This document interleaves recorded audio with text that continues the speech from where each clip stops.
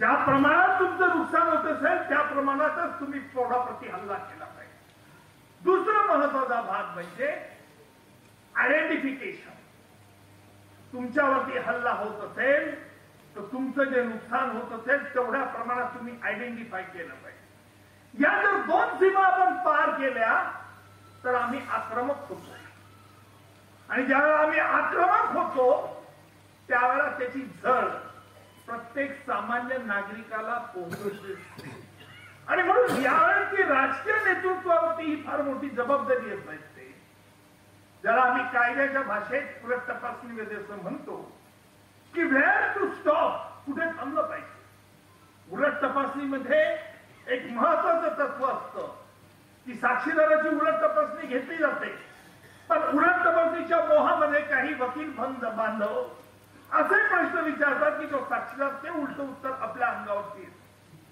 आणि म्हणून कुठलीही लढाई असेल तर लढाई ही कुठल्या थरापर्यंत नेली पाहिजे हे महत्वाचं आहे.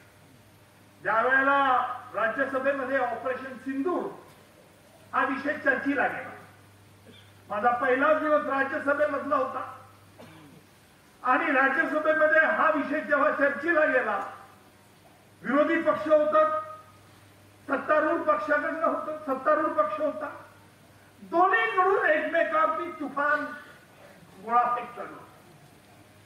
प्रश्न महत्वाचा हा होता की पहलगाम मध्ये जी झाली ती दुर्दैवी घटना होती, पण तरी देखील काही लोकांच्या मनात शंकेचं काहूर उपस्थित काही लोकांनी केलं, अर्थात राज्यसभेत नाही केलं. परंतु नंतर माझ्या ऐकिवात असं आलं की पहलगामची घटना ही घडली होती का घडवली होती अशी महाभागे. कसाबचा खटला चालवल्यानंतर कसाब अजमल कसाब हा खरोखर कसाब होता का असा प्रश्न विचारण्याच्या बुद्धीची देखील मला प्रविधी घेऊ करावी वाटते. कारण एका पोलीस अधिकाऱ्याने पुस्तक लिहिलं, त्याच्यात काय लिहिलं ते मी सांगत नाही, परंतु अशा प्रकारचे आरोप करून तुम्ही जनतांमध्ये एक प्रकारचा गैरसमजूत पसरवता. या देशामध्ये तुम्ही जन्म घेतला, या देशाच्या मातीशी तुम्ही एकरूप झाला आणि म्हणून आपण सगळेजण भारतीय आहोत. हिंदू धर्म असं कधीही शिकवत नाही की हा धर्म वाईट आहे, मुस्लिम धर्म कधी असं शिकवत नाही की हा धर्म वाईट आहे.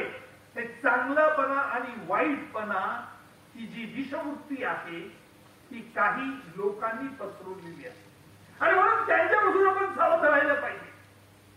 विवेकानंदजींना काय अभिप्रेत होता की संपूर्ण जग मध्ये बंधुत्व निर्माण झालं पाहिजे, कारण मानव जातीची जर उन्नती व्हायची असेल तर सर्वत्र बंधुत्व निर्माण झालं.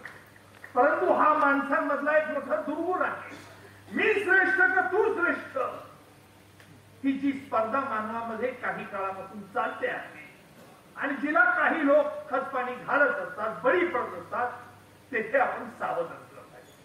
महत्वाचा मुद्दा म्हणजे की ज्या वेळेला 2008 वरती मुंबईवरती हल्ला झाला, अर्थात 10 अतिरेकी बाहेरून पाकिस्तानमधून आले होते.